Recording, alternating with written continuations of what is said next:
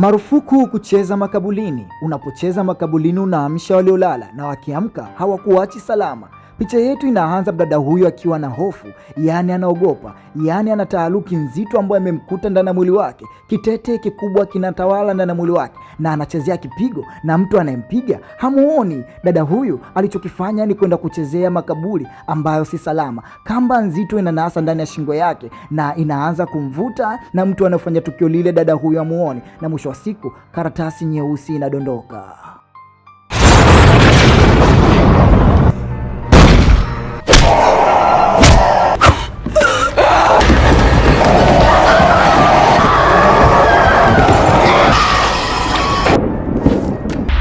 Picha yetu inafungukia makabulini. Hapa tunamwona Alice pamoja na Harrison wamekuja kumzika Davin Lansing.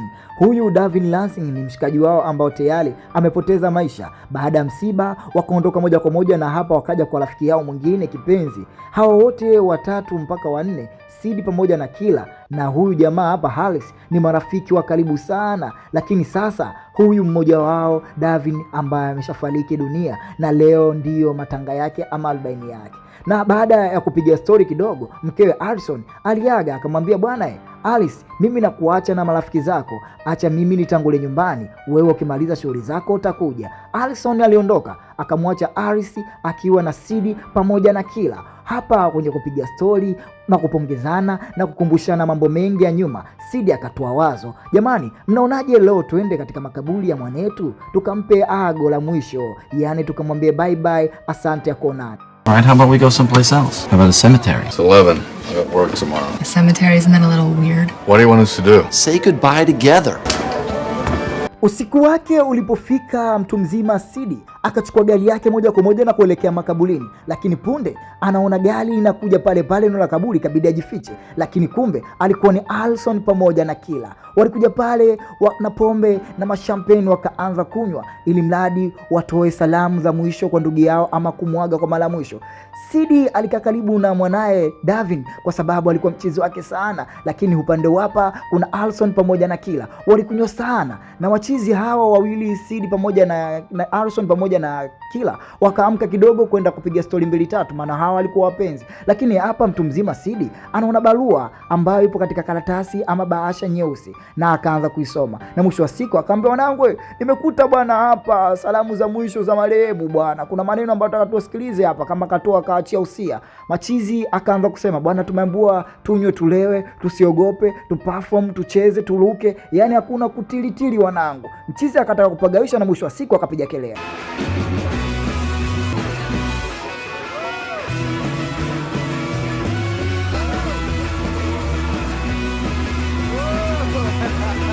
Baada ya pati bwana kuhisha, mchizi alirudi zake nyumbani na kuendelea na maisha yake. Hapa lakini kuna taharuki na jambo la ajabu ambalo linataka litokee ndani ya nyumba hii. Baada ya paka wake hata siku moja hajawahi kumkalikia bosi wake, lakini leo paka ametoa sauti kubwa ya ukali, na mara simu iliita, lakini mtu ambaye alipiga hakuonekana.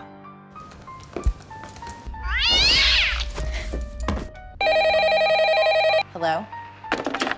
Wiki mbili baada zikapita, na hapa wakaendelea na maisha ya kawaida, lakini bado miujiza na mambo ambayo hayafahamu huu dada iliendelea kumtokea. Usiku hapa anasikia mtu kama anamwita, na alipokuja kuangalia picha ya harusi ya yeye na Harrison alikuta imedondoka chini, na dada akaendelea kufuatilia nani ambaye anamwita. Akaangalia kulia kushoto, na mwisho wa siku uoga ukamjaa, na hapa akaanza kusema Harrison, Harrison. Anakuja uso kwa uso, anakutana na Harrison, akamwambia, bwana, kuna vitu ambavyo mimi sasa hivi sivielewi ndani ya nyumba, yani nazidi kuchanganyikiwa. Yani hapa nimesikia huu mlango unajigonga gonga, na sijui nani ambaye alikuwa anagonga huu mlango. Ukweli unanichanganya akili yangu.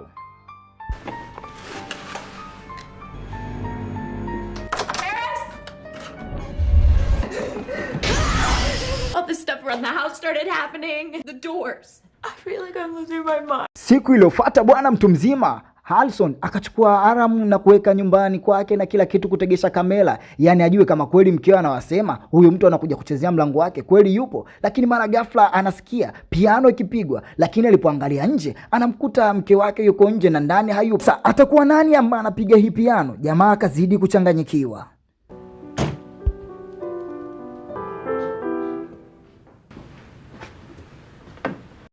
Usiku ulipofuata, Alice na Harrison wakiwa wamelala, yani paka alipiga sauti kubwa mpaka Harrison aliamka na kwenda kuangalia upaka analilia nini bwana. Alipotoka mpaka chini kushuka taratibu, mara anasikia tena piano inagongwa na akachukua duda la kuchezea gofu kwa ajili ya kujilinda, na alipoenda kwenye piano hakukuta tena mtu yeyote ambaye akipapasa kile piano. Kwa upande wa huko wa Harrison akiwa amelala, aelewe moja wala mbili, maana anamuona mdada anakuja kama mzimu na kupiga kelele kubwa. Mchizi Harris alipokuja akamwambia lete mimi nikapambane naye, huyu ni nani? Lakini vile vile hawakukuta mtu, mahala mapolisi walikuja baada ya kusikia kelele za Harrison alizokuwa anapiga, lakini kwa sababu walikuwa hawataki mambo mengi wakasema bwana hakuna tatizo na mapolisi wakaondoka. Lakini Harrison alipotaka kuuliza, Harris alimwambia mtu ambaye alikuja hapa umdada alikuwa ananitisha kafanana sana na Kila, na moja kwa moja wakatoka kwenda nyumbani kwa Kila waenda wakaangalie Kila anaendeleaje. Lakini hali waliokuta kwa kina Kila hali inasikitisha, yani maandishi ya ajabu, na Kila mara ghafla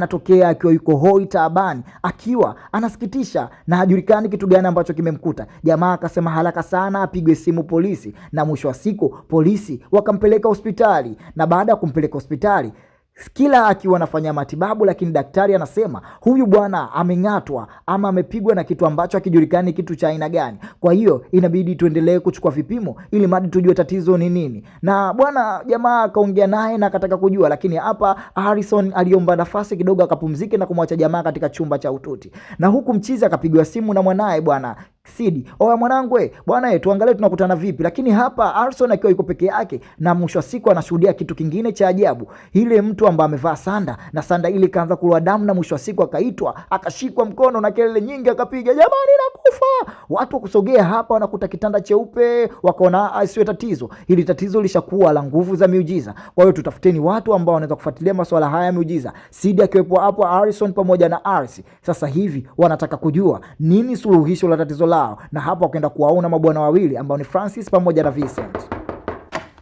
Hey, I think I'm being haunted. Noises and footsteps and there's these little fires. Vincent Cochet, and who are you? Harrison, Allison. We are from the parapsychology. Baada ya kujitambulisha bwana mchizi akaanza kuachukua maelezo na kutaka kujua ni namna gani vitu gani ambavyo unaviona. Mwanadada akasema maana nasikia mlango unafunguliwa, maana nasikia watu wanatembea, na wewe mtu ambaye anatembea sijui. Na mchizi na akasema mimi muda mwingine nasikia piano ikipigwa. Na Alex na Vincent wakachukua mawasiliano ama akachukua maelezo pande zote mbili, lakini wakaendelea kuambia na kutaka kuchunguza. Hakika mmefanya kitu kikubwa sana ambacho makosa mmekosea, na wote wakakubali na kukiri kama mmefanya makosa. Lakini mara ghafla katokea jambo la ajabu, wakaona nyayo chini zinatembea zikiwa zinatoa moto, na huo wakajua kama wanacheza na kiumbe cha ajabu ambacho hakiwezekaniki. I'm Vincent Cochet, paranormal investigator. It started with noises, thumping, scratching. Do you remember when you first noticed the activities? Did you see each other at the time? Yeah, Maybe 3 weeks ago saw each other at the funeral. at night. Look, Sid got drunk and pissed on a grave. We also sort of danced. What? Kira also go back to the cemetery. Yeah? Sid found a card about dancing. Yes, we danced on graves.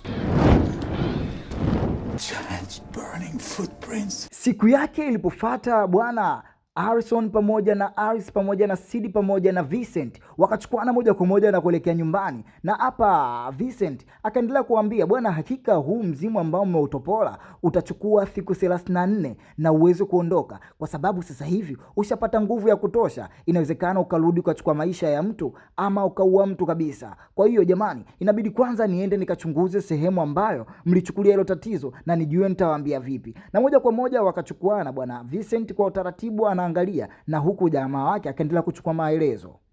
Why are they so pissed? They clearly don't dig it. This is the spot. Yeah, this looks familiar. Why not just kill us now? Maybe they are not strong enough yet.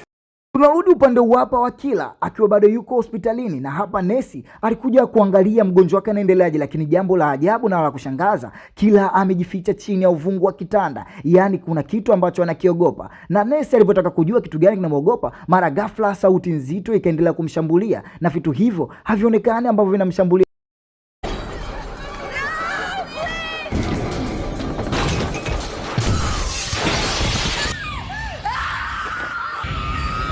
Baada ya kusikia kilichotokea, Alison pamoja na Sidi walikuja moja kwa moja kumuona Kila, na hapa wakamtaka Kila apunguze munkar, yani kila kitu kitaenda sawa kwa sababu washapata dawa ya kutuliza hili pepo ambalo linawasumbua wote. Na Sidi akakubaliana nao na wakatoroka moja kwa moja na kwenda kwa huyu Vincent pamoja na mwenzie Aris. Hapa Sidi akaendelea kusema, jamani, hakika nimechoka. Na jamaa akawaambia, hakika kwenye uchunguzi wangu ambao tumeufanya tumegundua mizimu mitatu ambayo inasumbua. Ni Dennis, mzimu wake ambao ulikuwa ni mtoto mdogo ambaye alikuwa nyumbani kwake, lakini nyumba nzima iliungua na moto. Yaani alitumia kibiriti kuwasha na mwisho wa siku midori yote ikapata moto na nyumba yake kaungua. Kwa huo mzimu huu unakusumbua. Na mzimu mwingine ambao unakusumbua ni wa Emma. Emma huyu ni mama mwana mmoja ambaye aliuawa yeye kwa kupigwa shoka na mfanyakazi wake wa ndani. Kwa hiyo mzimu huu sasa hivi unakusumbua, na Emma huyu alikuwa anapenda sana kupiga music. Na mzimu wa tatu ni wa William huyu ambaye yeye alikuwa ni katika chama cha kishetani huko Freemason.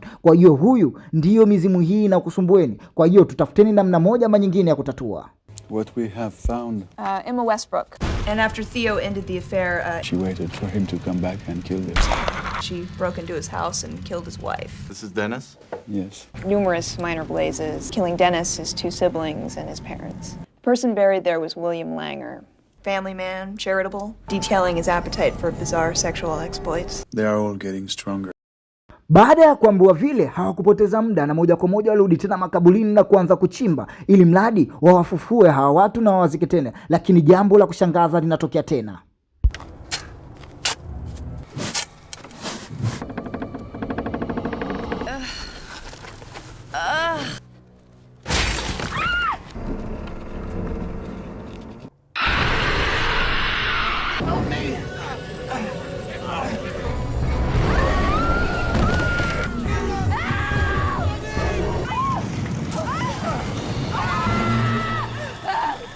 Licha ya wakati mgumu waliopitia, yani kuogopa, kutetemeka na kitete kingi, lakini walifanikiwa kuondoka na mifupa hile ya wale marehemu waliofariki dunia. Yani hapa wakachimba tena na kuzika ile mifupa tena kwa amani, ili mradi isiendelee kuwasumbua. Na Vincent aliongoza vyema ibada ile na marafiki wakakumbatiana kwa sababu walijua washamaliza. Upande wa hapa Alice na Alison, mambo ndo kwanza sasa yanaanza. Walijua wamemaliza, lakini ndo kwanza wameenda kuchokoza moto. Hapa jamaa akiwa amelala na hapa mbele na mwanamkewe. Asa wale mkumbatia ni nani kwa shata kelele nyingi mama. Upande wa huku wa Kila, nyumba yake yote imeungua moto. Yani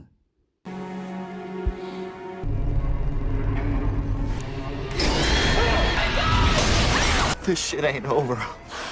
tatizo lile kutokea moja kwa moja wakaja huko wakamkuta Sidi. Sidi yuko na hali nzuri, wakachukuana moja kwa moja kuelekea kwa Vincent. Sidi akamwambia Vincent, bwana tulishaomba na hii mizimu ukasema itatuacha. Tukaenda tukaifukua tukafanya kila kitu, lakini mbona ilana bado inatuendelea kutukimbiza? Akaambia bwana sikilizeni, ingeni ndani kwanza. Wakaingia ndani wakaanza kujadiliana. Mchizi akamwambia bwana hakika kama kwenu si salama, bakini hapa nyumbani kwangu. Lakini jambo lile Sidi alilipinga vikali. Inakuwaje tubaki hapa? Alison alisema kweli tubaki hapa bwana. Hakika nyumbani kwetu si salama. Na mchizi akaenda kujitetea, mimi mwenyewe sina touch, sijui kitu gani cha kufanya. Lakini hapa jamaa akaona kaongea. Sidi akasema sikiliza, wewe ndio mwenye makosa kwa sababu ulikunywa pombe na ukaanza kupigana mabusu na udemu. Sasa hapa mchizi anatoboa siri ya mwanzee, ikafanya hili tatizo liwe kubwa. Wanawake wakashtuka na kuanza kuonana wivu. Akamwambia wewe shogangu, hebu twende huku pembeni tukachonge. Kama mwanaume alifanya mambo kama haya, kumbe wewe ni mke mwenzangu. Basi mademu hao wakatoka pembeni na mchizi akamwaga mchele kwenye kuku wengi. Lakini hapa kipindi wanajadiliana, mara ghafla tatizo la tofauti tena likatokea, na hata alipojaribu kukimbia kujitetea maisha yake,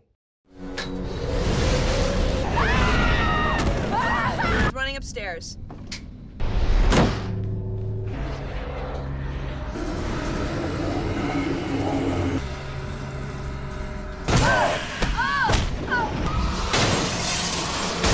hata Kila alipokimbilia huku juu, Alison na mwenzie walikuja kumkimbilia kujua Kila anaendeleaje. Lakini walimkuta Kila tayari amepoteza maisha na kioo kizito kimechana shingo yake. Na hapa walitaka kumchukua kumpeleka hospitali, lakini jambo la ajabu analiona, yani kumaanisha hakuna mtu kutoka nje na milango yote ikafungwa, hata simu nazo zikawa zipatikane. Vincent kadata, Vincent kachanganyikiwa, akawa anajiuliza hiki ni kitu gani ambacho tumefanya, ama tumekosea jambo lolote? Kumbe kuna upuzi ambao walikosea, na si mwingine mwingine bali ni huyu dada ambaye iko na Vincent. Yani alishindwa kuchukua vichwa vya hawa marehemu watatu, cha mtoto na yule jamaa, kwenda kuvifukia vyote eti kwa sababu ya kutengeneza documentary. Dada Alison hajamuuliza, kamdamba kibayo. Jamaa akamwambia, hakika wewe utafanya watu wengi wafe kwa ajili ya upuzi wako. Wote wakamlaumu, akamwambia, jamani nisameni, nilifanya hivi kwa sababu sikujua. Umeona, dada akajitetea, na hapa wakataka tena kuchukua lile boksi kwenda kulitoa nje ili mradi wafanye mambo yao wakalizike. Lakini mara jambo la ajabu linazidi kutokea. Wakakuta alama nyingi za damu zinatembea na hakuwa mwingine na piano ikiendelea kugongwa.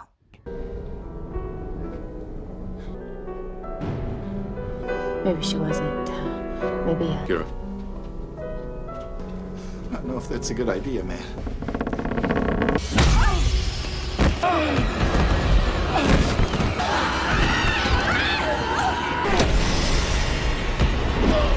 Tiki hile huyu dada akawa mtu wa pili kushambuliwa na Emma. Yani mzimu wa Emma ukamuua yule dada ambaye amefanya upuzi wa kuficha vichwa vyao, na wote wakawa wamechanganyikiwa. Upande hapa bwana mdogo akamtokea Sidi na kumwambia Sidi, hakika leo ndo mwisho wako. Kama jinsi alivyoungua bwana mdogo na moto, na Sidi aliteketea na moto vile vile. Yani mizimu hii haijawaacha salama. Upande hapa wanaonekana machizi wakataka kujitetea, lakini hakuna kinachotokea. Mwisho wa siku balaa jingi linadondokea. Yani wamefanya makosa makubwa, na makosa haya yanawarudia wao wenyewe. Na mchizi Harrison pamoja na Aris walitaka kujitetea, lakini yule mama mwenye shetani mwenye shoka alikuja, alimaliza mchezo, na hapa Harrison alidondoka. Wanangu kwa picha tamu na simulizi kama hizi hapa Tam TV Recap, usisahau kusubscribe na kucomment, kushare. Jamani ni mimi hapa DJ wako mitomboni na kuletea ladha kali kama hizi.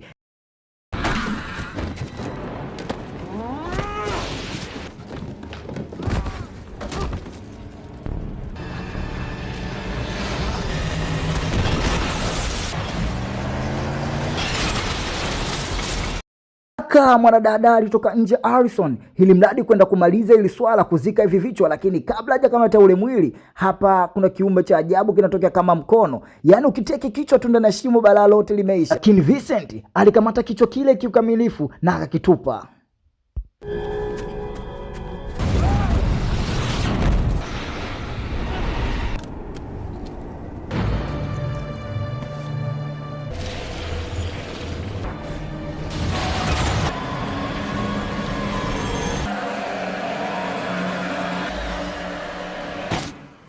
Baada bwana kumaliza kuzika vile vichwa na laana ile ikapotea, yani misukule ama mizimu yote ikatawanyika na ikapotea huko. Lakini wenzake watatu wote wamekufa, ambayo ni Kila, Sidi pamoja na Vincent wa kwanza yule jamaa. Yani watu wote wamefariki dunia na wamebakia hawa watatu ambao ni Harrison na mwenzio. Lakini hapa walipokuja kutoa heshima ya mwisho katika makaburi ya marafiki zao, lakini inaonekana mzee mmoja na akika karatasi hile ile nyeusi, na kumaanisha laana hii haiwezi kuisha. Oya, msisahau kusubscribe kwa kupata video kama hizi kila siku hapa Tam TV.